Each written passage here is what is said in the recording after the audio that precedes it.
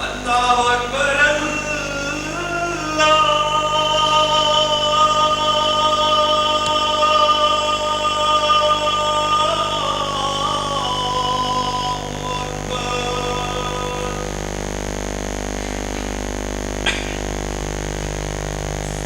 الله أكبر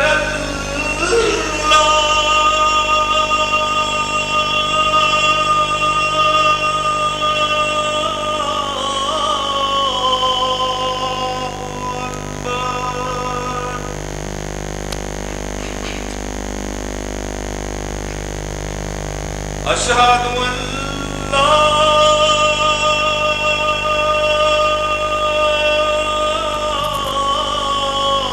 إله إلا الله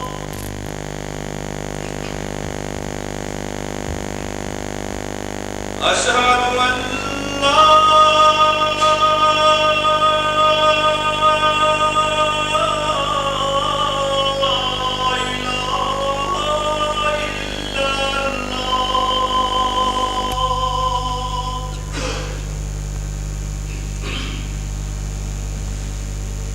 أشهد أن محمدًا رسول الله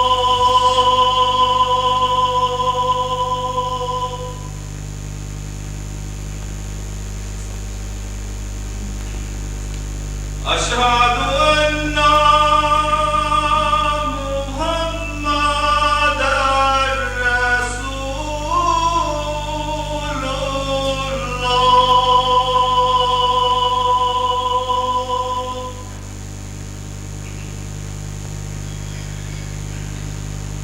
حي على الصلاة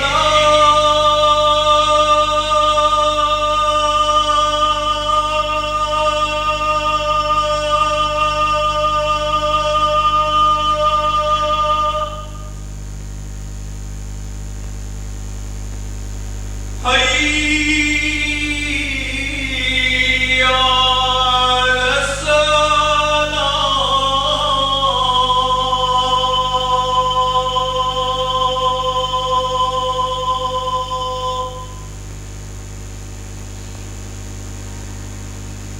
حي على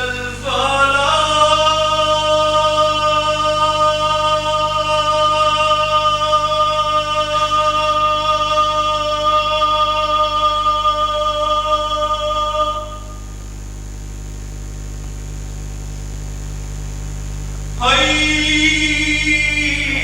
حي على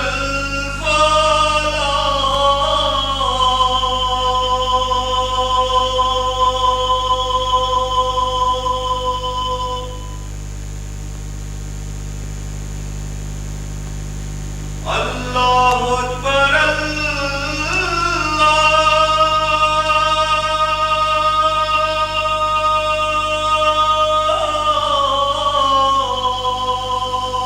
الله أكبر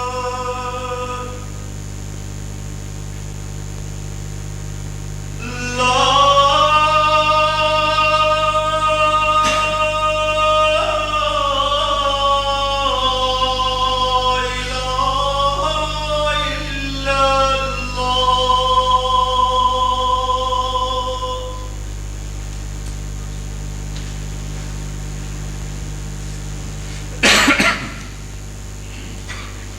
أشهد أن لا إله إلا الله وحده لا شريك له وأشهد أن محمدًا عبده ورسوله أما بعد فأعوذ بالله من الشيطان الرجيم بسم الله الرحمن الرحيم الحمد الحمد لله رب العالمين الرحمن الرحيم مالك يوم الدين إياك نعبد وإياك نستعين اهدنا الصراط المستقيم صراط الذين أنعمت عليهم غير المغضوب عليهم ولا الضالين.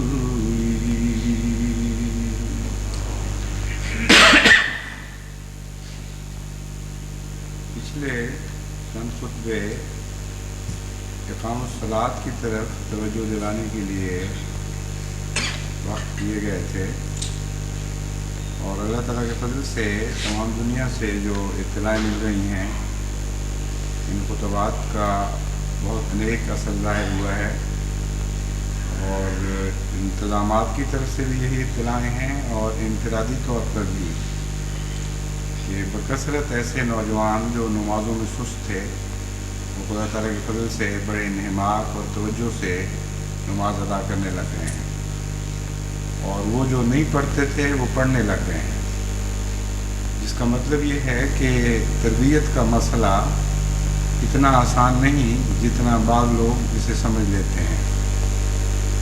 باوجود اس کے کہ بار بار کوشش کی جاتی ہے، کوشش میں ذرا سی بھی کمی واقع ہو جائے یا وہ محرکات پیچھے ہٹ جائیں جن کے نتیجے میں ایک بات ظاہر ہوتی ہے، تو انسانی فطرت میں ایک کمزوری ہے کہ وہ نیکیوں سے بھی پیچھے ہٹنے لگ جاتی ہے۔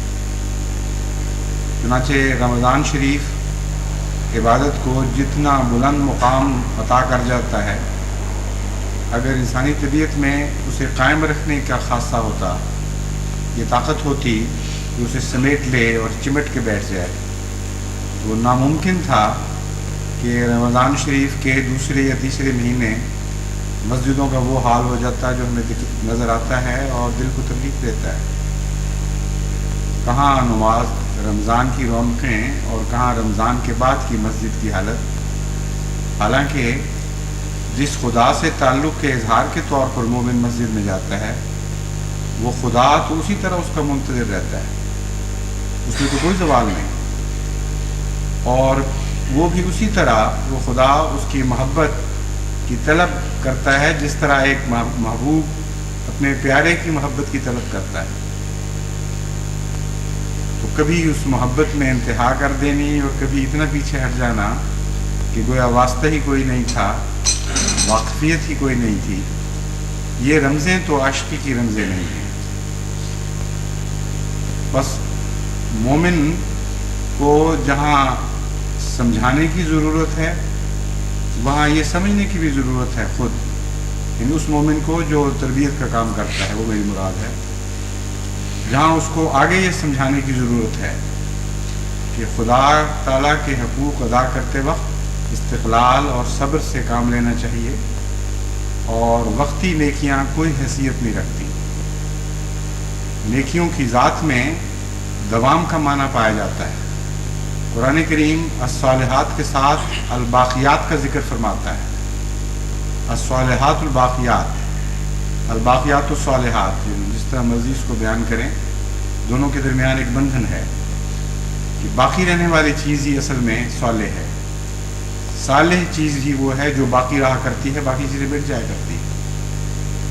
تو نیکیاں بھی اگر ان میں بقا نہ پیدا ہو، اگر ان میں دوام نہ آئے تو وہ کوئی مستقل نتیجہ پیدا نہیں کیا کرتے۔ اس لیے سوسائٹی پر جب ہم نظر ڈالتے ہیں تو ہمارے نزدیک وہی نیکیاں ہیں جو قومی قوت کا موجب ہیں، جن میں دوام آ گیا ہے، جو ہمیشہ کے لیے اپنی ذات میں قائم ہو گئی ہیں۔ اور نماز کے ساتھ قیام کا لفظ اسی لیے بار بار بولا گیا، بار بار استعمال ہوا کہ نماز ہے ہی وہی جو قائم ہو چکی ہو. جو نماز قائم نہ ہوئی ہو، آئی اور گزر گئی، کھڑی ہوئی اور پھر گر گئی، قرآن کریم کی اصطلاح میں اس کو نماز نہیں کہا جاتا. بس یہ خوشی کی بات تو ہے کہ اللہ تعالیٰ کے فضل سے بکثرت جماعت کی توجہ نمازوں کی طرف مبذول ہوئی ہے، اور جو پہلے کم پڑھتے تھے وہ زیادہ پڑھنے لگے، جو نہیں پڑھتے تھے وہ پڑھنے لگ گئے.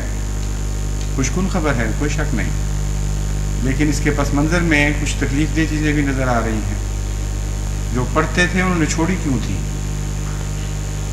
جو زیادہ پڑھتے تھے انہوں نے کم کیوں شروع کر دی؟ اور اگر ایک دفعہ ایسا ہوا ہے تو کل کیوں نہیں ہوگا؟ اس کی فکر کرنی چاہیے. یہ بات سمجھانے کی ضرورت ہے، اور خود یہ سمجھنے کی ضرورت ہے مذکر کو کہ جب تک میں مستقلاً خود نصیحت پہ دوام اختیار نہیں کروں گا، اس قسم کے دردناک واقعات ہوتے ہی رہیں گے. میرا کام ہے نہ صرف یہ کہ پیغام پہنچانا، بلکہ اس پیغام کو زندہ رکھنا، مسلسل یاد دلاتے چلے جانا. چنانچہ قرآن کریم حضرت صلی اللہ علیہ وآلہ وسلم کو مخاطب کر کے فرماتا ہے فذکر انما انت مذکر، نصیحت کر اور نصیحت کرتا چلا جا. انما انت مذکر، تو ہے ہی نصیحت کرنے والا، تیری دائمی صفت ہے کہ تو نصیحت کرتا ہے اور نصیحت کرتا چلا جاتا ہے. بس حضور اکرم صلی اللہ علیہ وآلہ وسلم کا نام مذکر بتاتا ہے کہ نصیحت وہی ہے جو دوام پکڑ جاتی ہے. نہ صرف یہ کہ نیکیوں کو دوام ہونا چاہیے، بلکہ جو نیکیاں قائم کرنے والے لوگ ہیں وہ اپنی نصیحت کو بھی دوام بخشتے ہیں اور تھکتے نہیں، اور بار بار کہتے چلے جاتے ہیں اور کہتے چلے جاتے ہیں. بس تنظیموں کو میں توجہ دلاتا ہوں، اور انفرادی طور پر ان دوستوں کو بھی جو خدا تعالیٰ کے فضل سے خود نمازوں پر قائم ہو چکے ہیں اور دائم ہو چکے ہیں اور محافظ ہو چکے ہیں، کہ وہ دوسروں کی نمازوں کو بھی قائم کریں، ان کو حفاظت کے معیار تک پہنچائیں اور دوام بخشیں. اور جب تک یہ نہیں ہوتا وہ نہ تھکیں، نہ ماندہ ہوں، ہرگز پیچھے نہ ہٹیں، مستقل محنت کے ساتھ کام کریں، یہاں تک کہ جب نمازیں خود اپنی ذات میں قائم ہو جائیں گی، جب قرآنی اصطلاح کے مطابق انہیں دوام آ جائے گا، ان کی حفاظت ہو جائے گی، پھر وہ آزاد ہیں، پھر خدا تعالیٰ کے فضل کے ساتھ ان کو کوئی کسی قسم کا کوئی نقصان نہیں پہنچ سکتا. دوسرا اس بات کا پہلو یہ ہے کہ جب یہ کان میں، ایک بھوکے آدمی کے کان میں آواز پڑتی ہے کہ برتن لگ گئے، تو خوشی تو ہوتی ہے، لیکن اس سے بہتر آواز یہ ہے کہ کھانا لگ گیا ہے. برتن لگنا بھی اچھی بات ہے کیونکہ اس سے کھانے کے قرب کی خوشبو آنے لگتی ہے، لیکن جب کھانا لگ جائے تو ایک بھوکے کے لیے اس سے بہتر اور کوئی آواز نہیں. تو جب یہ اطلاع ملتی ہے کہ نمازوں سے مسجدیں بھر گئی ہیں، تو یہ اطلاع ایسی ہے جیسے کہا جائے کہ برتن لگ گئے ہیں. جب تک نمازیں نہیں بھرتی اور خدا کے پیار اور اس کی محبت سے اور اس کے عرفان سے اور اس کی حمد سے اور اس کی ثنا سے، اس وقت جب تک یہ نمازیں بھر نہیں جاتی، اس وقت تک یہ آواز وہ آواز بہرحال نہیں ہے کہ کھانا لگ گیا ہے. ہمارے واقعہ یہ ہے کہ اکثر نمازی دنیا کے بدقسمتی سے اپنی اکثر نمازوں کے لحاظ سے خالی برتن لیے پھرتے ہیں، اور بعض نمازی جو باقاعدہ نماز پڑھنے والے ہیں ایک بھی نماز کا ناغہ نہیں کرتے. بدقسمتی سے ان کی اکثر نمازیں بھی خالی برتنوں کی طرح ہوتی ہیں، اور اس کی کئی وجوہات ہیں. ان وجوہات کو سمجھنا چاہیے، ان کی طرف توجہ دینی چاہیے، اور نماز کی حفاظت کا یہ بھی حصہ ہے. حقیقت یہ ہے کہ خالی نماز ایک بے حفاظت چیز ہے، اور وہ فائدے نہیں بخش سکتی جو ایک بھری ہوئی نماز کے فوائد ہوتے ہیں، اور ان مقاصد کو حل نہیں کرتی جو مقاصد ایک بھری ہوئی نماز سے حاصل ہو سکتے ہیں. بھری ہوئی نماز سے کیا مراد ہے؟ جیسا کہ میں نے بیان کیا، سب سے پہلے تو اللہ تعالیٰ کے ذکر سے نماز بھرنی چاہیے اور ان مطالب سے نماز بھرنی چاہیے جو نماز کے الفاظ میں موجود ہیں۔ جب ہم الفاظ ادا کرتے ہیں تو چونکہ بہت سے لوگ نماز کے مطلب سے ہی بے خبر ہوتے ہیں، یعنی معنی سے ہی بے خبر ہوتے ہیں، اس لیے وہ بیچارے الفاظ تو کہہ جاتے ہیں لیکن پتہ نہیں لگتا کہ ہم کیا کہہ رہے ہیں۔ میں نے پہلے بھی بیان کیا تھا اس مضمون کو، اس کی میں تکرار نہیں کرتا، مگر یہ بتانا چاہتا ہوں کہ باجماعت نماز کے بعد نماز کے معانی سکھانے اور مطالب سکھانے کا انتظام ہونا چاہیے۔ معنی سے میری مراد یہ ہے کہ سادہ معنی، اور مطالب سے میری مراد یہ ہے کہ معنوں کے اندر جو گہرے مضمون پائے جاتے ہیں ان سے آگاہ کیا جائے، اور یہ کام بچپن سے شروع کرنا چاہیے۔ بچپن میں اگر آپ نمازیں معانی کے ساتھ اور مطالب کے ساتھ ازبر کروا دیں تو بچے کا ذہن اتنا گہرا اثر اور نقش قبول کرتا ہے کہ وہ پھر مٹ نہیں سکتا، ہمیشہ کے لیے اس کے لیے ایک رستہ کھل جاتا ہے ترقی کا، اور اس رستے پر اب چلنا یا نہ چلنا اس کا کام ہے، مگر رستہ بہرحال اسے میسر آ جاتا ہے۔ بڑے آدمی پر محنت بھی بہت زیادہ کرنی پڑتی ہے، اور جو محنت کی جائے اس کا نتیجہ اتنا اچھا نہیں نکلتا جتنا بچے پر محنت کرنے کا نتیجہ نکلتا ہے۔ لیکن بہت سے ایسے بچے ہیں جو اس عمر سے گزر بھی چکے اور کسی نے ان کو نماز نہیں سکھائی، یعنی اس کے معنی نہیں بتائے، اس کے مطالب سے آگاہ نہیں کیا، اور جوانی کے دور میں داخل ہو گئے ہیں۔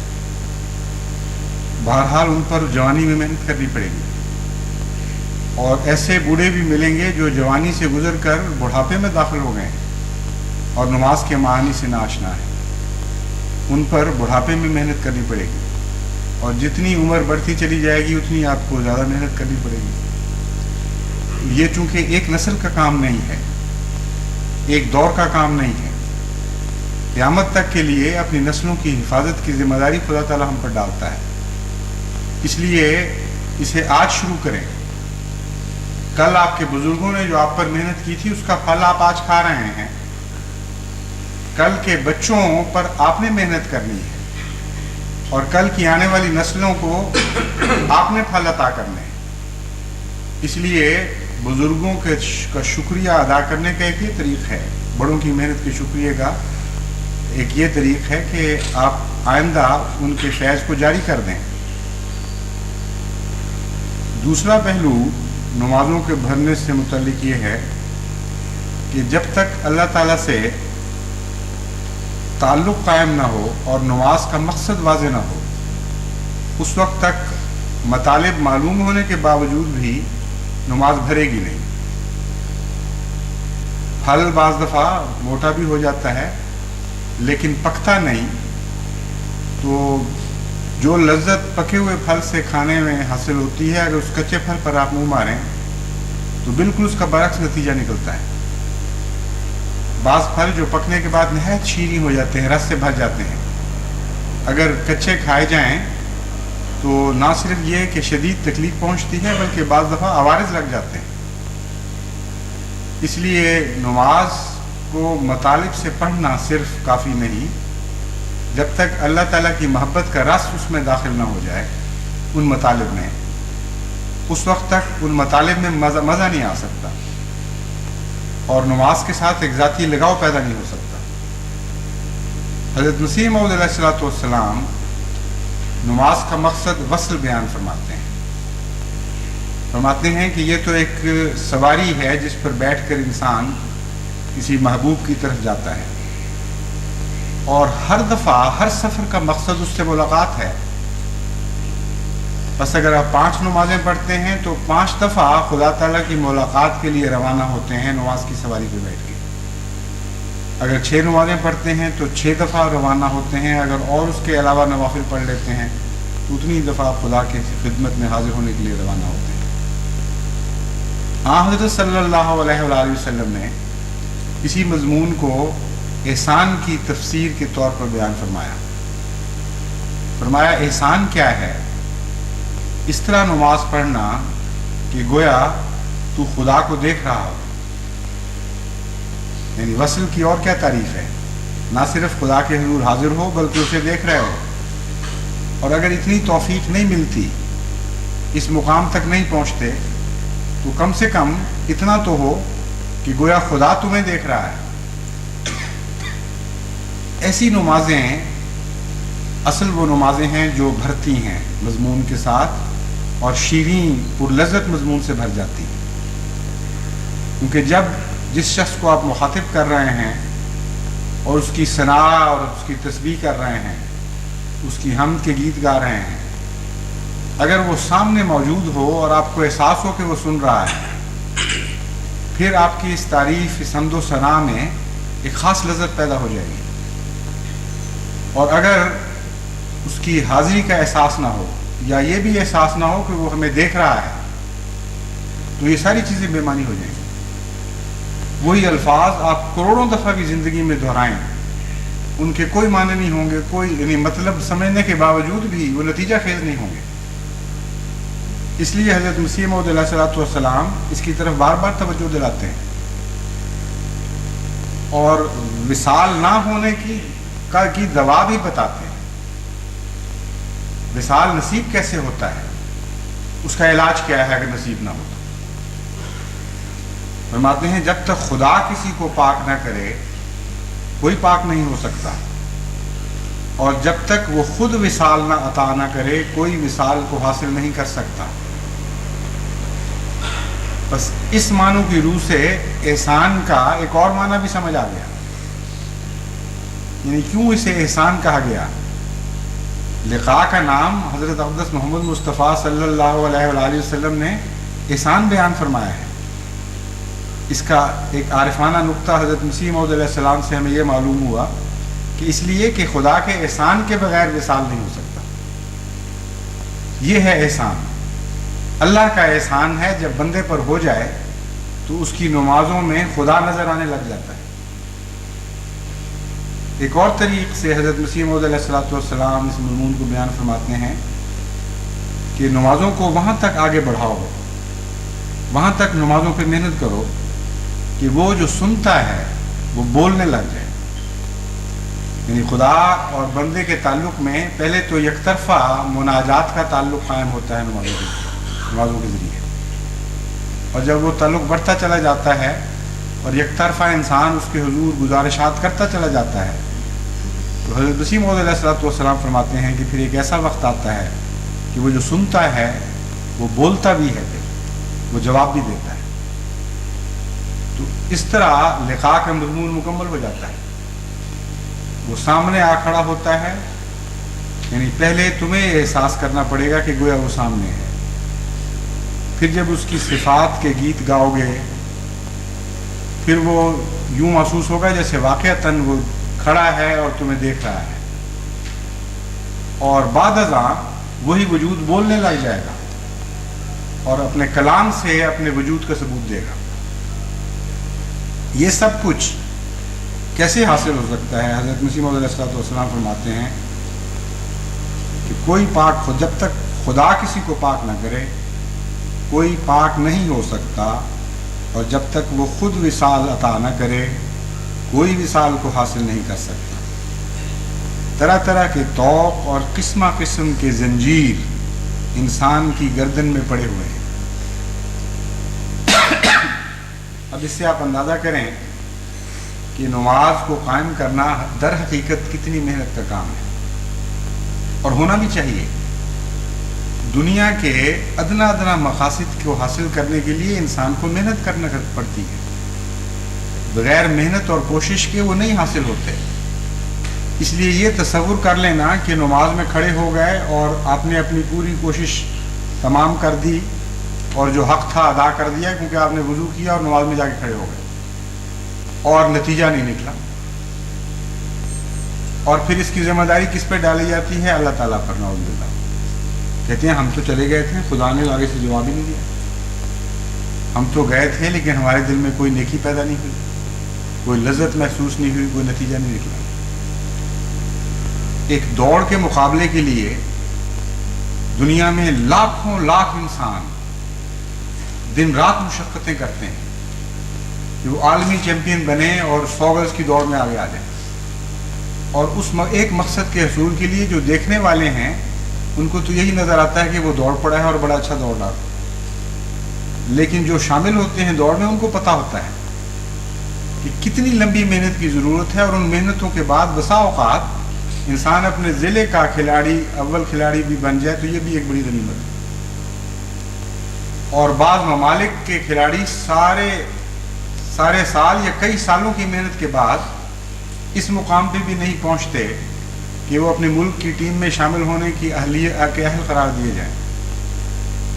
اور پھر وہ جو اہل قرار دیے جاتے ہیں وہ عالمی چیمپئن شپ میں داخل ہونا تو درکنار، ایسے مقابلے میں ہی ختم ہو جاتے ہیں جس کے نتیجے میں ان کو داخلے کی اجازت مل سکتی.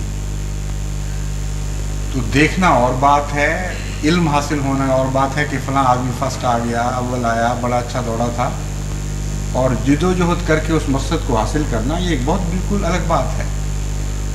تو نمازوں کو کیوں اتنا آسان سمجھا گیا ہے کہ اس میں کوئی محنت کی ضرورت نہیں ہے، جبکہ مقصد کائنات کا سب سے بلند ترین مقصد ہے، یعنی حصول باری تعالیٰ، لقاء باری تعالیٰ، اللہ تعالیٰ مل جائے اور اس کا لقاء حاصل ہو جائے. اس مقصد کی اہمیت لوگ یہ سمجھتے ہیں کہ وضو کیا، نماز میں کھڑے ہو گئے اور خدا مل گیا اور بات ختم ہو گئی. یہ ہو ہی نہیں سکتا. یہ خدا تعالیٰ کے کارخانہ قدرت کے خلاف ہے. اس نے جو نظام قدرت جاری کیا ہے اس کے بالکل برخلاف بات ہے. جتنا بڑا مقصد ہو اتنی بڑی محنت کی ضرورت ہوتی ہے. قرآن کریم فرماتا ہے یا ایھا الانسان انک قادح الی ربک قدحا فملاقیہ، اے وہ انسان جو خدا کی طرف محنت کر رہا ہے اور بڑی شدید محنت کر رہا ہے. اس کے متعلق اللہ تعالیٰ فرماتا ہے انک قادح الی ربک قدحا فملاقیہ، چونکہ تو بے انتہا محنت کر رہا ہے اس لیے بالآخر ہم تجھے خوشخبری دیتے ہیں کہ تو اپنے خدا کو پالے گا، اس کی ملاقات کر لے گا. تو نماز کو جو ادا کرتے ہیں ان کے لیے ضروری ہے کہ اس مطلب کو سمجھیں، اس مقصد کو سمجھیں اور محنت اس کے مطابق کریں. یہ نہ سمجھیں کہ چند نمازوں سے یا خالی خلی مسجد پہنچ کر کھڑے ہو جانے سے مطلوب حاصل ہو جائے گا. کچھ نہ کچھ فوائد ضرور حاصل ہوں گے. یہ محسوس ہونے لگ جائے گا کہ ہم نسبتاً خدا کے زیادہ قریب ہو رہے ہیں. کچھ نہ کچھ اور فوائد بھی حاصل ہوں گے اور یہ محسوس ہونے لگ جائے گا کہ ہم نسبتاً بہتر انسان بن رہے ہیں. ہمارا ضمیر جاگ رہا ہے، ہمارا نفس لوامہ پہلے سے زیادہ طاقتور ہو رہا ہے، ہماری برائیوں اور بدیوں پر زیادہ سختی سے نگرانی کر رہا ہے. اللہ کے ذکر کا کہیں کہیں لطف بھی آنے لگ گیا ہے. لیکن یہ تو بہت لمبے مقامات ہیں. یہ میں نہیں کہتا کہ بہت محنت کے بعد اچانک پھل ملے گا. میرا مطلب صرف یہ ہے کہ بہت محنت کرنی پڑے گی، بہت لمبی جد و جہد کرنی پڑے گی. ہر منزل پر کچھ نہ کچھ خدا کے قرب کی خوشبوئیں ضرور آئیں گی، کچھ نہ کچھ نماز کے فائدے ضرور حاصل ہوں گے. لیکن اصل مقصد تک پہنچنے کے لیے بہت بڑی محنت کی ضرورت ہے. قسم قسم کی زنجیر انسان کی گردن میں پڑے ہوئے ہیں اور وہ بتیرا چاہتا ہے کہ یہ دور ہو جائیں پر وہ دور نہیں ہوتے. باوجود انسان کی خواہش کے کہ وہ پاک ہو جاوے، نفس لوامہ کی لغزشیں ہو ہی جاتی ہیں. ایسا عظیم کلام ہے حضرت مسیح موعود علیہ السلام کا بھی. قرآن کریم کی ایسی ایسی عظیم الشان تفسیریں ہیں آپ کے ایک ایک جملے میں کہ انسان برتہ حیرت میں ڈوب جاتا ہے. نفس لوامہ کی لغزشیں ہو ہی جاتی ہیں. مطلب یہ ہے کہ نفس لوامہ جو انسان پر خدا تعالیٰ نے نگران مقرر کر رکھا ہے کہ جب کوئی برا خیال آئے، جب بدی کا ارادہ کرے، وہ توجہ دلائے اور وارننگ دے، اور وہ دیتا ہے ہمیشہ. لیکن ان لوگوں میں بھی جو نہیں چاہتے کہ بدی میں مبتلا ہوں، بعض موقعوں پر نفس لوامہ لغزش کھا جاتا ہے اور اس کی آواز کمزور ہو جاتی ہے یا دب جاتی ہے خواہش کے تلے. تو فرمایا کہ یہ نفس لوامہ کی لغزشیں پھر بھی ساتھ لگی رہتی ہیں. بس گناہوں سے پاک کرنا خدا کا کام ہے، اس کے سوائے کوئی طاقت نہیں جو زور کے ساتھ تمہیں پاک کر دے. بس پاک جذبات کے پیدا کرنے کے واسطے خدا تعالیٰ نے نماز رکھی ہے. نماز کیا ہے؟ ایک دعا جو درد، سوزش اور حرقت کے ساتھ خدا تعالیٰ سے طلب کی جاتی ہے تاکہ یہ بد خیالات اور برے ارادے دفع ہو جائیں اور پاک محبت اور پاک تعلق حاصل ہو جائے. اس مضمون میں حضرت مسیح موعود علیہ السلام نے 3 ایسی باتیں بیان فرمائی ہیں جن کو اچھی طرح ذہن نشین کر لینا چاہیے. اول، نماز کو ایک ایسی دعا قرار دیا جو درد، سوزش اور حرقت یعنی بڑی شدت کے ساتھ گرمی اپنے اندر رکھتی. در حقیقت نماز کے معنی میں ایک سوزش اور جلن کا مضمون پایا جاتا ہے. بعض اہل لغت کے نزدیک صلاۃ کا لفظ سلیون سے نکلا ہے جس کا معنی ہے جلنا، اور صلاح کہتے ہیں جلنے، یعنی صلاح کا مطلب ہے اس نے جلایا یا وہ جلا یا وہ ایسی چیز میں داخل ہو گیا جو جلانے والی ہو. یسلا نارن حامیہ جو قرآن کریم میں آتا ہے اس کا یہی معنی ہے. یعنی صلاح کا لفظ ایک ایسے اقدام کے لیے بولا جاتا ہے جس کے نتیجے میں انسان کو گرمی پہنچے، آگ کا سامنا کرنا پڑے. یسلن نار الکبریٰ بھی فرمایا جو بڑی آگ میں داخل ہو رہا ہے، ہو گیا ہے یا ہو جائے گا. سیسلون سعیرا، وہ جہنم کی بھڑکتی ہوئی آگ میں داخل کیے جائیں گے. فسوف نصلیہ نارا، پھر ہم اسے یقیناً آگ میں داخل کر دیں گے. یہ سارا مضمون جس میں لفظ صلاح آیا ہے اس کا تعلق آگ سے اور گرمی سے. چنانچہ بعض اہل لغت نے یہ کہا ہے کہ نماز کی اصل یہی ہے، لفظ صلاۃ کی اصل یہی صاد لام واو ہے، سلیون صاد لام یہ ہے. اور اس کا نماز سے پھر کیا تعلق ہے؟ اگر صلاح کا مطلب جہنم میں داخل ہونا ہے تو نماز کا تو یہ مطلب نہیں ہے، تو اس کو بالکل برعکس معنی رکھتی ہے. اس کے کیا معنی ہے؟ بعض اہل لغت نے یہ معنی بیان فرمائے ہیں کہ دراصل صلاۃ یا صلی یصلی، یہ جو استعمال ہے لفظ صلاح سے نکلا ہوا، یہ باب تفعیل ہے. جیسے مرزا یمرز و تمریزن کہتے ہیں، اسی طرح صلی یصلی تسلین، یہ وہ بناتے ہیں باب تفعیل. اور باب تفعیل میں یہ خاصیت پائی جاتی ہے کہ جس معنی کے لیے اصل لفظ ہے اس کے برعکس معنی پیدا کر دیا کرتا ہے. چنانچہ مرضا کا مطلب ہے وہ مریض ہو گیا، بیمار ہو گیا، لیکن جب باب تفعیل میں یہی لفظ بولیں گے اور مرضا کہیں گے تو اس کا مطلب ہے اس کو شفا دے دی. اور یہ عرب استعمال ہے. مرضہ، کسی نے اس کو شفا دے دی، اور مرضا کا مطلب ہے بیمار ہو گیا. تو یہ اہل لغت کہتے ہیں کہ دراصل صلاح کا مطلب یہ ہے کہ جہنم کی آگ سے بچانے والی چیز.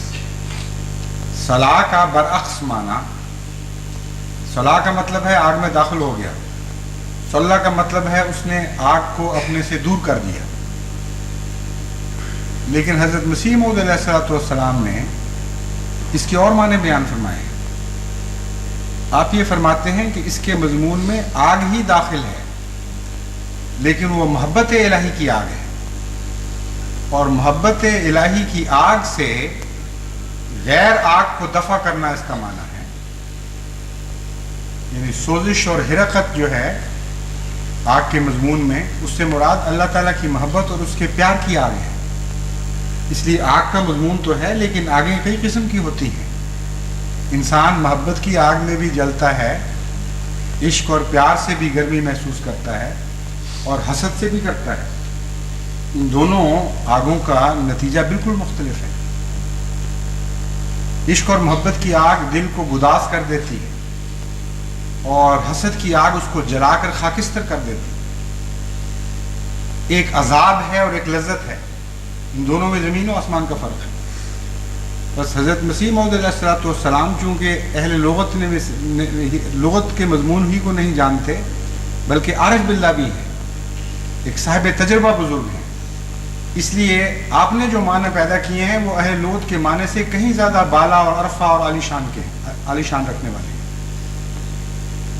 آپ یہ مضمون بیان فرماتے ہیں کہ خدا کی محبت اگر نماز میں ایک گرمی پیدا نہ کرے تو وہ نماز ہے ہی نہیں، کیونکہ اصل سے خالی ہو گئی۔ نماز کی اصل ہی گرمی ہے، اور وہ گرمی چونکہ خدا کی محبت کی گرمی ہے، اس لیے اس کے بغیر جو نماز ہے وہ خالی اور بے معنی ہے، اس کا لفظ نماز کے ساتھ حقیقت میں کوئی تعلق نہیں۔ فرماتے ہیں صلاۃ کا لفظ اس بات پر دلالت کرتا ہے کہ دعا صرف زبان سے نہیں بلکہ اس کے ساتھ سوزش اور جلن اور حرقت کا ہونا ضروری ہے۔ دعا کو خدا تعالی دعا کو قبول نہیں کرتا جب تک انسان حالت دعا میں ایک موت تک نہیں پہنچ جاتا۔ یہ جو مضمون ہے یہ تو بظاہر ڈرانے والا ہے، لیکن امر واقعہ یہ ہے کہ اس میں حضرت مسیح موعود علیہ الصلوۃ والسلام نے آگ کا ایک اور مضمون بیان فرمایا ہے۔ آگ کے دو پہلو ہیں، ایک آگ وہ ہے جو عشق الہی کی آگ ہے اور وہ ایک سوز و گداز پیدا کرتی ہے، اور یہی آگ جلانے کے معنی دوسرے جلانے کے معنی بھی رکھتی ہے، یعنی گناہوں کو جلا دے اور غیر اللہ کی محبت کو جلا دے اور وہ موت وارد کر دے جس میں انسان سوائے خدا کے باقی سب کے لیے مر جاتا ہے۔ بس حضرت مسیح موعود علیہ الصلوۃ والسلام ڈرانے کے لیے یہ الفاظ استعمال نہیں فرما رہے ہیں، بلکہ نہایت ہی گہرے معنوں کی طرف توجہ فرما رہے ہیں کہ اگر یہ محبت کی آگ زیادہ روشن ہو جائے، زیادہ الاؤ اس کا بھڑک اٹھے، اس وقت پھر تمام غیر اللہ پر، تمام غیر خواہشوں پر موت وارد ہو جاتی ہے، کیونکہ وہ اس آگ میں جل جاتی۔ یہ مقام بہت بلند اور بہت بعد کا مقام ہے، لیکن اس کی جھلکیاں مومن آغازی سے دیکھنے لگ جاتا ہے، انتظار کی ضرورت نہیں پڑتی، کیونکہ یہ جو نفس امارہ کا کلیتاً جل جانا یہ یک دفعہ نہیں ہوا کرتا کہ ایک دم کسی چیز کو آگ میں جھونک دیا اور وہ جل کے خاکستر ہو گئی، بلکہ جوں آپ قریب جائیں گے وہ گرمی محسوس ہوگی، اور بعض اعضاء پر اس گرمی کا زیادہ اثر پڑے گا، بعض پر کم پڑے گا، اور بعض زیادہ جلن محسوس کریں گے، بعض ذرا ٹھہر کر جلیں گے، ان میں مقابلے کی طاقت زیادہ ہوتی ہے۔ بال جل جاتے ہیں فوراً، مثلا جلد زیادہ برداشت کر لیتی ہے، جلد جل جاتی ہے، پھر گوشت کی باری آتی ہے، پھر ہڈیاں جلتی ہیں، وہ اور زیادہ مقابلہ کرتی ہیں۔ تو اسی طرح انسان کے گناہوں کا بدن ہے، اس کے بھی مختلف مراتب میں جلنے کے وقت آتے ہیں، مختلف مقامات پر مختلف قسم کے گناہ خاکستر ہوتے ہیں، اور یہ ایک لمبا کام ہے، لیکن نتائج شروع ہی سے نکلنے شروع ہو جاتے ہیں۔ یہ نہیں ہو سکتا کہ آپ نماز پڑھیں اور انتظار کریں کہ کب میں وہ مرد کامل بنوں جس کے بعد ایک دم میرے گناہ جلیں گے۔ اگر ہر روز آپ کو گناہ جلنے کی بو نہیں آتی، اگر محسوس نہیں ہوتا کہ کچھ غائب ہو رہا ہے، کچھ بدی کا حصہ مجھ سے غائب ہو رہا ہے، تو پھر وہ نماز گرمی پیدا کرنے والی نماز نہیں۔ اور یہ بات جو ہے یہ دراصل محبت الہی کی آگ کے دو پہلو ہیں۔ ایک طرف وہ گداز پیدا کر کے نموف پیدا کرتی ہے، ایک نئی روحانی زندگی عطا کرتی ہے، نئی جلا بخشتی ہے۔ دوسری طرف انسان کے بعض پہلوؤں کے اوپر موت وارد کر دیتی ہے۔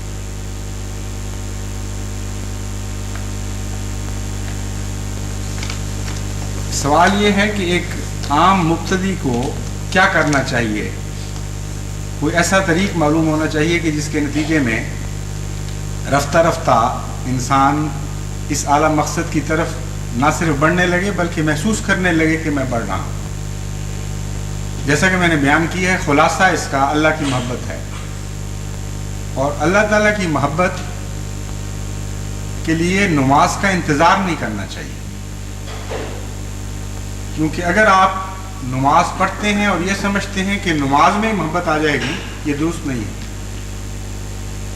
نماز کی طرف جانے سے پہلے محبت کے آثار آپ کے اندر پیدا ہونے چاہیے، تاکہ جانے کا بھی لطف آئے، خدا کے لیے پاک ہونے کا بھی لطف آئے، اور پھر جب نماز میں داخل ہوں تو ذہن اس کے لیے تیار ہو۔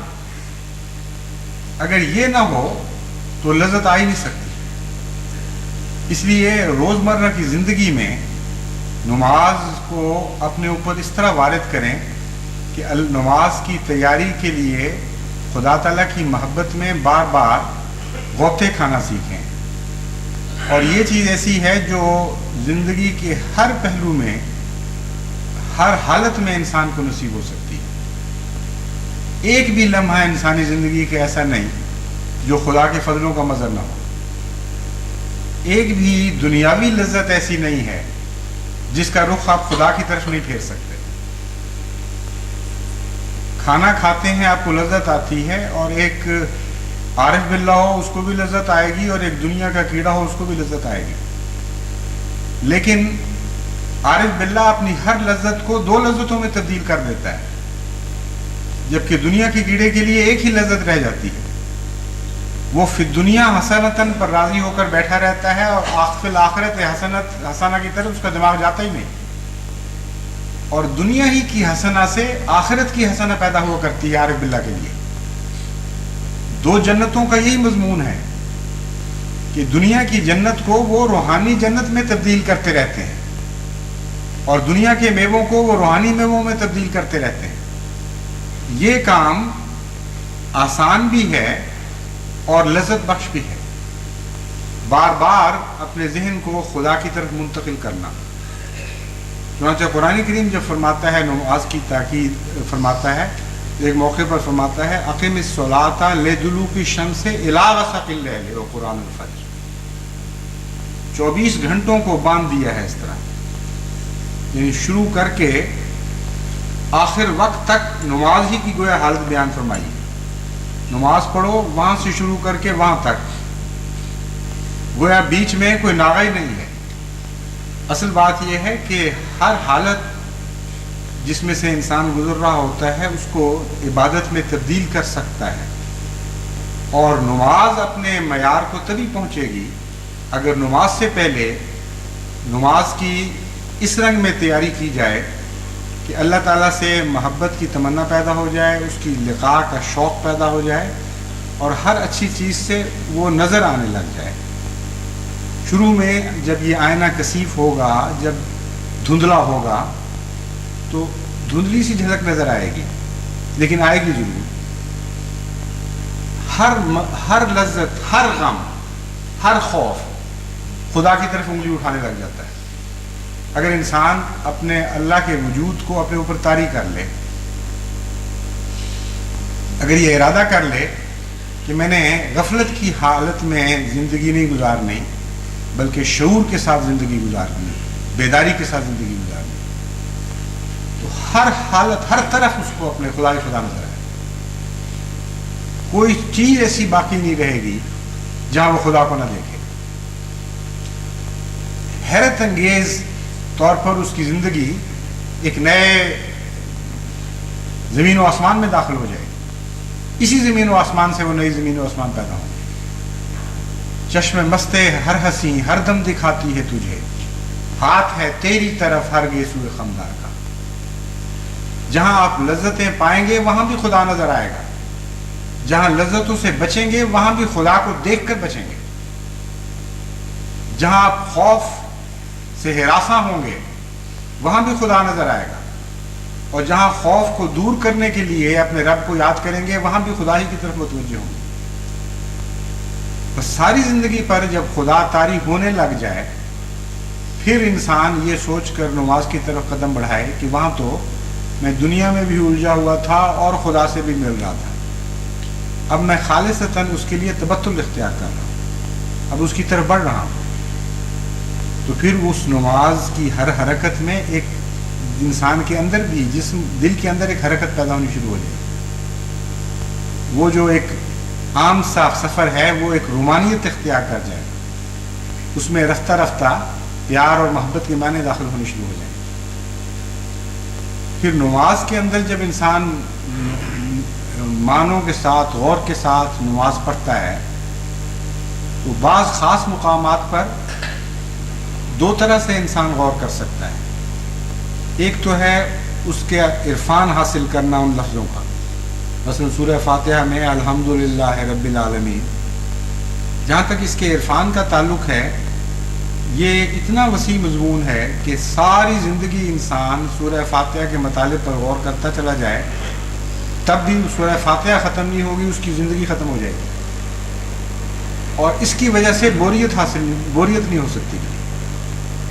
جو لوگ خالی نمازیں پڑھتے ہیں اس کی بڑی وجہ یہ ہے کہ ایک چیز بار بار کہہ رہے ہیں، بار بار اسی طرف بہتے چلے جا رہے ہیں، اس سے انسان بور ہو جاتا ہے، دل اکتا جاتا ہے اور کہتا ہے کہ ٹھیک ہے یہ پہلے بھی ہم پڑھ چکے ہیں، ٹھیک ہے پڑھ کے گزر جاؤ اس میں سے. یعنی کوئی حد ہونی چاہیے، 5 دفعہ نہیں بلکہ تہجد کے بعد بھی اٹھو اور پھر وہی کلمے دہراتے چلے جاؤ، ہر رکعت میں کہتے چلے جاؤ وہی باتیں، کوئی حد تو اس کی ہو. جو لوگ اس طرح نماز کو دیکھتے ہیں ان کی نمازیں خالی ہو جاتی ہیں، لیکن جو معانی اور مطالب پر غور کرنے لگ جاتے ہیں اور ڈوبنے لگ جاتے ہیں ان کی نمازوں میں ایک جذب پیدا ہو جاتا ہے. لیکن عارفانہ جذب ایک اور چیز ہے، محبت کے لیے کچھ اور بھی چاہیے، اور اس کے لیے یہ ضروری نہیں ہے کہ انسان تدبر اور فکر کرے. بعض دفعہ تو محبت تدبر اور فکر کو ہٹاتی ہے وہاں سے اور علیحدگی چاہتی ہے، یعنی فکر اور تدبر اور باتیں بھی محبت کی راہ میں حائل ہونے لگتی ہیں. وہی مضمون ہے جو انسانی فطرت کا مضمون ہے، جو نماز پر جب وارد ہو تو پھر آپ کو ایسے راستے دکھائے گا کہ جس کے نتیجے میں آپ کی نماز میں لذت پیدا ہونی شروع ہو جائے گی. مطالب والا مضمون اپنی جگہ ہے، اور ایک عارف باللہ کی نماز میں عرفان کے نقطۂ نگاہ سے غوطہ خوری کے واقعات آتے چلے جاتے ہیں، اور بعض دفعہ وہ ایک ہی لفظ میں ڈوب کر کئی دوسرے جہانوں میں پہنچ جاتا ہے. لیکن یہ چیز ہر ایک شخص کو حاصل نہیں ہو سکتی اور ایک مشکل مقام ہے. اس کے لیے بہت لمبی محنت درکار ہے اور بہت گہرا غور اور تدبر درکار ہے.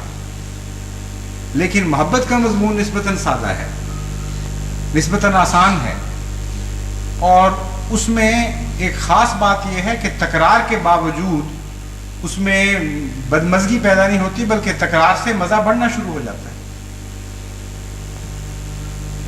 مثلاً جب اس سورہ فاتحہ پر غور کریں تو اس کے جو مرکزی 2 کلمات ہیں وہ عشق کے مضمون کو ظاہر کرنے والے ہیں. ایاک نعبد و ایاک نستعین، الحمدللہ رب العالمین الرحمن الرحیم کے عارفانہ حصے سے گزرنے کے بعد جب انسان ایاک نعبد و ایاک نستعین پہ پہنچتا ہے تو یہ ایک بے اختیار عشق کا اظہار ہے اور کلمہ توحید کی تفسیر ہے. لا الہ الا اللہ کی اس سے اچھی تفسیر ممکن نہیں جو ان 2 لفظوں میں بیان کر دی گئی ہے. ایاک نعبد و ایاک نستعین، ہم تیری ہی عبادت کرتے ہیں اور تجھ سے ہی مدد چاہتے ہیں اور کسی کی طرف نہیں دیکھیں گے. عبادت کا جو مضمون ہے جیسا کہ میں نے پہلے بھی کئی دفعہ بیان کیا ہے، اس میں عشق کا معنی پایا جاتا ہے. کامل غلامی، جھک جانا، اپنے وجود کو مٹا دینا، اپنے آپ کو دوسرے کے سپرد کر دینا کہ میں تیرا ہو چکا ہوں. اور یہ جو تیرا ہو چکا ہوں کا لفظ ہے یہ ہر انسان اپنی زندگی کی کسی نہ کسی حالت میں استعمال کرتا ہے کسی دوسرے کے لیے، اور اس لفظ کو وہ کروڑ دفعہ بھی کہے تب بھی اس کا پیٹ نہیں بھرتا۔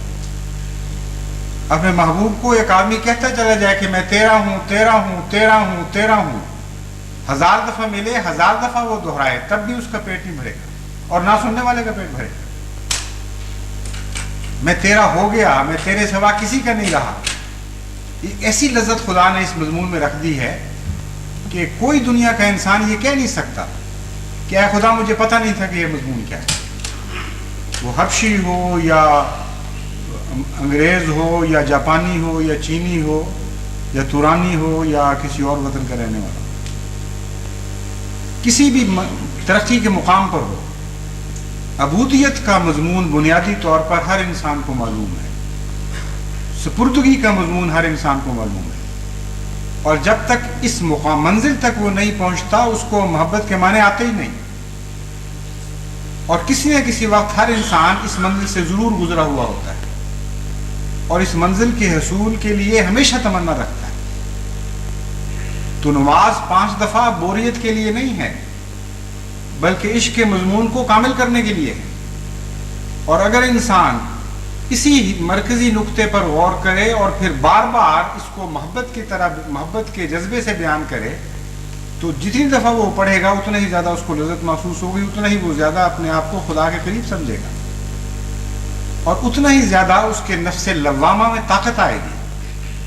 جب وہ یہ کہتا ہے کہ میں تیرا ہوں اور کسی کا نہیں ہوں، اور کسی اور کے در پر میں نے نہیں جانا، تو ساری دنیا کے گناہ جھڑ جاتے ہیں، یعنی تمام دنیا کے گناہوں کے محرکات ختم ہو جاتے ہیں۔ اس عشق کے مضمون میں تو دیوانگی ہے، جیسے مجنو لیلا کا ہو گیا تو ویرانے جہاں لیلا ہوتی تھی وہ اس کو آبادیوں سے زیادہ پیارے ہو جاتے تھے، اور وہ آبادیاں جہاں لیلا نہیں ہوتی تھی وہ اس کو ویرانے نظر آتے تھے۔ تیرا ہی ہو گیا کا یہ معنی ہے کہ اب تو ہے تو میری زندگی میں لذتیں ہیں، تو نہیں ہے تو کچھ بھی نہیں۔ جہاں جہاں مجھے تو نظر آئے گا وہاں وہاں میں جاؤں گا، جہاں جہاں تو دکھائی دے گا وہاں وہاں میں پیار کروں گا، وہاں سے لذت تلاش کروں گا، اس کے سوا نہیں کروں گا، اور جھکوں گا نہیں کسی اور کس طرف، کسی اور سے طلب نہیں کروں گا، جو کچھ مانگوں گا تجھ سے ہی مانگوں گا۔ اب الہ کا مضمون آپ غور کریں تو انہی 2 باتوں میں ختم ہو جاتا ہے۔ لا الہ الا اللہ کا یہی معنی ہے کہ محبت اور پیار کے ہر درجے کے لیے میں نے تجھے اپنا بنا لیا ہے، اور مدد طلب کرنے کے ہر درجے کے لیے میں نے تیری طرف رجوع کر لیا ہے، اور اب کسی اور کی طرف میں نہیں دیکھوں گا۔ اسی لیے عبادت کی جاتی ہے، یا اس کے حسن کے نتیجے میں، اس کی عظمت کی وجہ سے، اس کے سامنے جھک کر اپنے آپ کو اس کے سپرد کر کے، یا پھر حرص و ہوا کی وجہ سے کسی چیز کی طلب کی خاطر کسی کے سامنے انسان جھکتا ہے۔ تو ایاک نعبد و ایاک نستعین کا جو مضمون ہے یہ عشق کا مضمون ہے، اور اگر اسے عشقیہ رنگ میں، والہانہ رنگ میں بیان کیا جائے، خدا کے حضور عرض کیا جائے، تو 5 دفعہ کیا، جیسا کہ میں نے بیان کیا ہے، اگر آپ ہر سانس میں ایاک نعبد و ایاک نستعین کہیں، آپ کے عشق کو ایک نئی جلا ملے گی، نئی زندگی ملے گی، اور آپ کا مزہ ان لفظوں میں بڑھتا چلا جائے گا، نہ کہ کم ہوگا، کیونکہ یہ وہ ایک انسانی تجربہ ایسا ہے کہ جس کے نتیجے میں دنیا کی ہر قوم کا ہر فرد یہ سمجھ سکتا ہے کہ بعض الفاظ ہیں جو تکرار کے نتیجے میں لذت زیادہ پیدا کرتے ہیں۔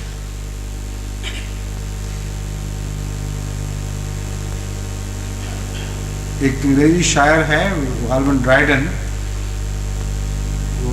وہ بھی اپنے محبوب کو مخاطب پر، اس کا بڑا مشہور مصرع ہے کہ For God's sake shut your mouth and let me love. وہ خدا کے واسطے اب بس کرو اب باتیں اپنی، وہ مجھے محبت کرنے۔ مطلب یہ ہے کہ محبت کے بعض مقامات ایسے ہوتے ہیں جبکہ سوائے اس کے کہ میں تیرا ہوں اور کوئی بات اچھی نہیں لگتی، ارد گرد کی باتیں ہو رہی ہوں اور محبت ہو رہی ہو، یہ ان دونوں میں جوڑ نہیں ہے۔ تو ایاک نعبد وہ مقام ہے جہاں لیٹ می لو کا مقام ہے اور باقی ساری باتیں غائب ہو جاتی ہیں۔ اسی طرح خدا تعالیٰ نماز میں بار بار ایسے مقامات لاتا ہے جہاں محبت کا مضمون ایک دم ابھر آتا ہے، اور کوئی انسان جس کی توجہ ہٹ رہی ہو وہ ان الفاظ پر پہنچ کے ایک دم خدا کی محبت کی طرف مائل ہو جاتا ہے۔ چنانچہ جب آپ رکوع میں کہتے ہیں سبحان رب العظیم، تو اس بات پر کبھی غور نہیں کرتے کہ ربیہ فرمایا، ربنا نہیں فرمایا۔ میرا رب عظیم ہے، اور میرا کہنا وہاں نابودوں میں جس طرح ہم کا لفظ پایا جاتا ہے، تکلم جمع کا تکلم ہے، یہاں اس کو واحد میں منتقل کر دیا کہ میرا رب سب سے بڑا ہے۔ یعنی نابودو ایاک نستعین سے گزرنے کے بعد اس کو اپنا ہی لیا ہے کہ اب تو میرا ہو چکا ہے، اب یہاں باقیوں کو بھی ہٹا دیا بیچ میں سے، اور بار بار اس کی تکرار کہ میرا رب سب سے بڑا ہے۔ اس میں میرے لفظ پر اگر آپ غور کریں تو اس میں محبت کا مضمون پیدا ہو جاتا ہے۔ چنانچہ قرآن کریم اس کو حضرت صلی اللہ علیہ وآلہ وسلم کے خطاب میں بھی بار بار استعمال فرماتا ہے، اس طرز تکلم کو تیرا رب کہہ کر کئی موقعوں پر، کہ کیا تیرا رب ایسا نہیں، کیا تیرا رب، وہاں بھی اسی محبت اور پیار کا اظہار ہے۔ اور پھر سجدے میں دوبارہ، یہ دونوں عشق کے مقامات ہیں۔ جب آپ حضرت مسیح موعود علیہ السلام کے ارشاد کے مطابق میں یہ تفصیل بیان کر رہا ہوں، جب آپ نماز میں جھکتے ہیں تو وہ ایک سپردگی کا عالم ہے، وہ ایک اظہار ہے کہ میں تیرے حضور عاجز ہو گیا ہوں، گر رہا ہوں تیرے سامنے۔ اور وہاں جو کلمات دہرائے جاتے ہیں وہ محبت کے کلمات ہیں، اور اس کی انتہا پھر سجدے میں ہے۔ وہاں پہنچ کر انسان یہ کہتا ہے سبحان رب العلیٰ، کیا بات ہے، میرا رب تو سب سے اعلیٰ ہے۔ اب خدا کا علو بھی اپنا لیا اور خدا کی عظمت بھی اپنا لی، اور بار بار آپ یہ کہیں، اس میں بوریت کا کوئی سوال ہی نہیں رہتا۔ باقی کسی حالت میں بھی انسان اس کی تکرار سے اکتا نہیں سکتا۔ جب کہتے ہیں اللہ میرا ہے اور عظیم رب میرا ہے، تو ہزار لاکھ کروڑ دفعہ بھی آپ کہتے چلے جائیں، رب کی طرف، اچھے کی طرف منسوب ہونے میں ایک ایسی لذت ہے جو تکرار کے ساتھ ختم نہیں ہوا کرتی، بلکہ اگر آپ سنجیدگی غور سے تکرار کریں گے، ڈوب کر تکرار کریں گے تو یہ محبت بڑھے گی۔ بہرحال یہ مضمون تو بہت ہی وسیع ہے۔ نماز کو سوچ سمجھ کر اس حالت میں پڑھنا کہ اس میں لذت پیدا ہونی شروع ہو جائے، لیکن چونکہ وقت زیادہ ہو رہا ہے اس لیے میں اس خطبے کو یہی ختم کرتا ہوں۔ آئندہ پھر کبھی توفیق ملے گی تو چند اور باتیں بھی آپ کے سامنے بیان کروں گا، لیکن ضروری نہیں ہے کہ آپ کے سامنے میں یہ باتیں بیان کروں۔ حضرت مسیح موعود علیہ السلام اس تفصیل سے اس مضمون پر روشنی ڈال چکے ہیں، اور ایسے ایسے عظیم الشان تجارب سے آپ گزرے ہوئے ہیں، اور بعض دوسروں کے حال پر بڑی بصیرت کی نظر سے آپ نے بڑی بصیرت کی نظر ڈال کر ان کا مطالعہ کیا ہوا ہے کہ نماز کے مضمون کو سمجھنے کے لیے اور اپنی نمازوں کو خدا کے پیار اور حمد و ثنا سے بھرنے کے لیے حضرت مسیح موعود علیہ السلام کے متعلقہ فرمودات اور تحریرات کا مطالعہ کریں، اور اس مطالعہ میں محنت کرنی پڑے گی آپ کو، کیونکہ جیسا کہ میں نے چند مثالیں آپ کے سامنے رکھی ہیں، بعض حضرت مسیح موعود علیہ السلام کے کلمے سرسری نظر سے آپ کو سمجھ ہی نہیں آ سکیں گے، یعنی بظاہر ایک مطلب سمجھ آئے گا لیکن یہ نہیں معلوم ہوگا کہ اس سے بہت زیادہ گہرا مضمون تھا جتنا آپ سمجھیں۔ اس لیے آپ ان کلمات کو بار بار پڑھیں، غور سے پڑھیں، اور ان کی روشنی میں رفتہ رفتہ اپنی نمازوں کو سجائیں اور درست کریں۔ رفتہ رفتہ میں نے اس لیے کہا ہے کہ جب آپ پڑھیں گے تو جیسا کہ مجھے یاد ہے بچپن میں جب میں یہ تحریریں پڑھتا تھا تو بعض دفعہ خوف طاری ہو جاتا تھا، اتنا کہ یوں لگتا تھا کہ میں تو اس قابل ہی نہیں کہ نماز کبھی پڑھ سکوں۔ ایک عارف باللہ کا تجربہ ہو نماز کا اور وہ بیان کر رہا ہو بڑی لذت کے ساتھ اس مضمون کو، تو ایک کمزور آدمی بعض دفعہ بے حوصلہ ہو جاتا ہے۔ آدمی سمجھتا ہے کہ یہ تو اتنی بلند چیزیں ہیں کہ ہم بیچارے کہاں، یہ تو ہو ہی نہیں سکتا۔ لیکن جیسا کہ میں نے بتایا ہے جب آہستہ آہستہ ایک کام کو کرتے ہیں تو ہو جایا کرتا ہے. کتنی بلند چوٹی ہو، شروع میں انسان کو وحشت ہوتی ہے کہ کیسے ہو سکتا ہے میں اس چوٹی تک پہنچ جاؤں، لیکن قدم قدم اٹھائیں اور آہستہ آہستہ اس طرف بڑھنا شروع کریں طاقت کے مطابق حسب توفیق. جس طرح حضرت صلی اللہ علیہ وآلہ وسلم نے فرمایا ہے کہ جو سفر ہے زندگی کا خدا کی طرف بڑھنے کا، کچھ تھوڑا سا صبح کرو، تھوڑا سا دوپہر کو آرام کر لیا، پھر تھوڑا سا شام کو سفر کر لیا، کچھ نہ کچھ آگے بڑھتے رہو باہر. تو جب اس طریق پر آپ حضرت مسیح موعود علیہ الصلوۃ والسلام کے فرمودات کی روشنی میں اپنے نمازوں کو سنوارنا شروع کریں گے تو ایک آپ کو زندگی بھر کا کام مل گیا، ایک لائف ٹائم جاب جس کو کہتے ہیں. اور جب آپ نمازوں میں امپروومنٹ کر رہے ہوں گے، ان کی اصلاح کر رہے ہوں گے، اس میں کچھ اضافہ کر رہے ہوں گے، نئی تزئین کر رہے ہوں گے، تو آپ کا تو وہی حال ہو جائے گا کہ پیش نظر ہے آئینہ دائم نقاب میں، آرائش جمال سے فارغ نہیں ہنوز، پیش نظر ہے آئینہ دائم نقاب میں، کہ میں تو اپنے حسن کی آرائش سے فارغ ہی نہیں ہو رہا، ہو ہی نہیں سکتا. ہمیشہ نقاب کے اندر ایک آئینہ ہے جو میرے پیش نظر. دنیا کے محبوب کے متعلق جو غالب نے یہ کہا ہے اس پر تو یہ مضمون صادق نہیں آ سکتا، کیونکہ نقاب کے اندر آئینہ ہمیشہ رہ ہی نہیں سکتا. نقاب کے اندر جو تزئین کرتا ہے اور آرائش کرتا ہے وہ تو نقاب اٹھا کر دکھانے کی خاطر کیا کرتا ہے، لیکن ایک مومن کے اوپر یہ ضرور ثابت آ جاتا ہے. مومن اپنی تزئین نقاب کے اندر رہ کر کرنا چاہتا ہے، اور نماز کا ایک اخفاء سے گہرا تعلق ہے، تبھی قرآن کریم دکھاوے کی نمازوں کو رد کرتا ہے اور ان پر لعنت ڈالتا ہے. تو نماز کے مضمون پہ تو یہ شعر بہت ہی عمدگی سے صادق آتا ہے. ایک مومن جب اپنی نمازوں کی آرائش میں مصروف ہو جاتا ہے تو اس کے اوپر یقیناً یہ مضمون صادق آتا ہے کہ ہمیشہ دائم اس کے نقاب کے اندر لوگوں کی نظروں سے مخفی ایک آئینہ ہے جس میں وہ دیکھتا چلا جا رہا ہے منہ، اور ان کو اپنے چہرے کو زیادہ حسین بناتا چلا جا رہا ہے. خدا کرے کہ جماعت احمدیہ کو اس قسم کی نمازوں کو قائم کرنے کی توفیق ملے، بڑی کثرت کے ساتھ صاحب لقاء ہم میں پیدا ہو جائیں، جو خدا کی طرف بڑھنے لگیں اور خدا کو دیکھنے لگیں اور اس کا لطف محسوس کرنے لگیں، اس کے حسن کی لذت میں زیادہ جذب ہونے لگے، یہاں تک کہ وہ مقام آ جائے کہ خدا ان سے بولنے لگے. صرف سننے والا خدا نہ ملے ہمیں، بلکہ ایک بولنے والا خدا میسر آئے.